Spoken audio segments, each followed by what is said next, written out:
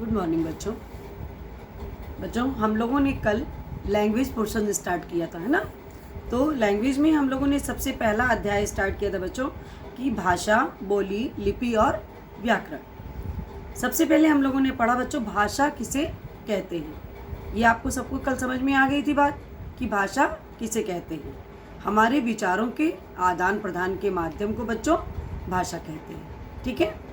उसके बाद हम लोगों ने देखा बच्चों कि भाषा के कितने रूप होते हैं। तो भाषा के दो रूप बच्चों हम लोगों ने देखे थे, एक तो लिखित भाषा और दूसरी मौखिक भाषा। दोनों के बारे में मैंने आपको बताया था कल बच्चों कि मौखिक भाषा जो होती है बच्चों वो अस्थायी होती है और लिखित भाषा जो होती है वो स्थायी होती है।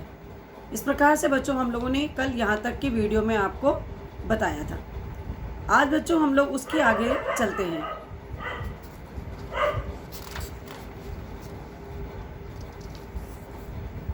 मैंने आपको बताया था बच्चों कि लिखित भाषा जो होती है बच्चों किताबों, पत्रिकाओं, पत्रों और अखबारों की भाषा जो होती है बच्चों वो लिखित होती है। इसीलिए उसे हम लंबे समय तक सुरक्षित रख सकते हैं, इसलिए वो स्थायी भाषा कहलाती है, ठीक है बच्चों। फिर आपने देखा कि कभी कभी संकेतों द्वारा भी अपने भाव या विचारों को प्रकट किया जा सकता है, परंतु ये विचार कैसे होते हैं बच्चों, ये अपूर्ण होते हैं और अस्पष्ट होते हैं। इनको हम कहते हैं बच्चों सांकेतिक भाषा, लेकिन इसको बच्चों व्याकरण में महत्व नहीं दिया गया है, ठीक है।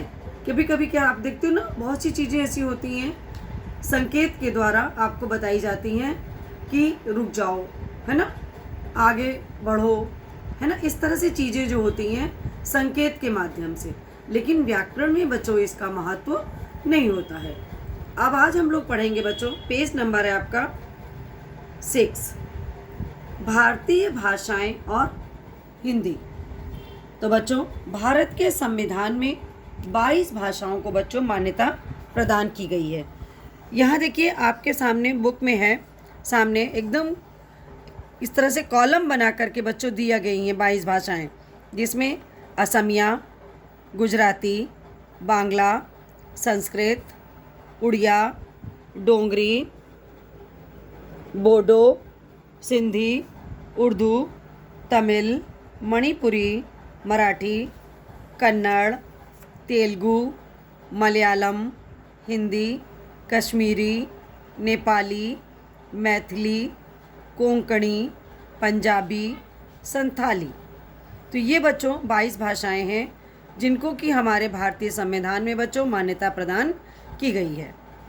आज बच्चों हिंदी भाषा का क्षेत्र जो है बहुत व्यापक हो गया है। विश्व में 150 से भी अधिक हिंदी विश्वविद्यालयों का जहाँ पर ऐसे हैं कि जहाँ पर हिंदी का अध्ययन अध्यापन का कार्य बच्चों होता है। ये तो था बच्चों कि कितनी भाषाओं को हमारे संविधान ने मान्यता दी है। अब हम लोग देखेंगे बच्चों कि मातृभाषा किसे कहते हैं। बच्चों बच्चा जिस परिवार में भी जन्म लेता है, वो चाहे किसी भी कास्ट का, किसी भी जाति का हो, है ना, वह उसी परिवार की भाषा को बच्चों बोलने और समझने लगता है। तो वो भाषा उसकी क्या कहलाती है, मातृभाषा।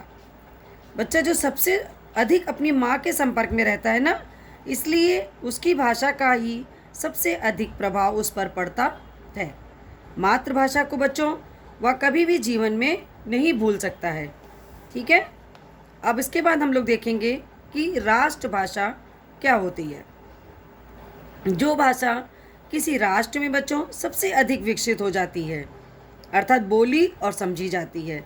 जहाँ पर बच्चों जिस राष्ट्र में जो भाषा सबसे अधिक बोली जाती है, सबसे अधिक समझी जाती है, जिसका पूरे राष्ट्र में प्रचार प्रसार हो जाता है, वो क्या कहलाती है बच्चों, वो राष्ट्रभाषा कहलाती है और वही हमारे राष्ट्र की पहचान बन जाती है।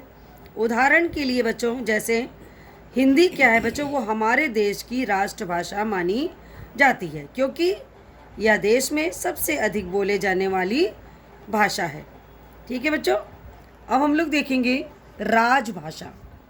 राजभाषा क्या होती है बच्चों, सरकारी कामकाज में जिस भाषा का प्रयोग किया जाता है बच्चों उसे देश की राजभाषा कहते हैं।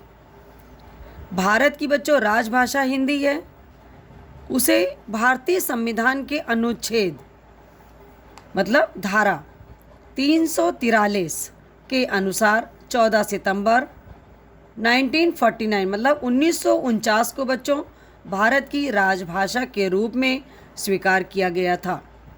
हिंदी भाषा की प्रमुख विशेषता यह है बच्चों कि इसके उच्चरित व लिखित रूप में अंतर, अर्थात जो हम बोलते हैं और उसको फिर हम लिखते हैं उसमें ज़्यादा अंतर नहीं होता है। आज बच्चों अमेरिका, जापान, चीन, जर्मनी आदि देशों में भी हिंदी सीखने वालों की संख्या बहुत तेज़ी से बढ़ती जा रही है।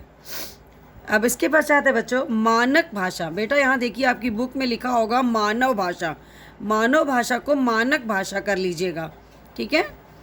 भाषा में बच्चों एक रूपता लाने के लिए मतलब समानता, एक रूपता लाने के लिए बच्चों शिक्षाविद तथा विद्वान जिस भाषा को मान्यता देते हैं उसे मानक भाषा कहते हैं।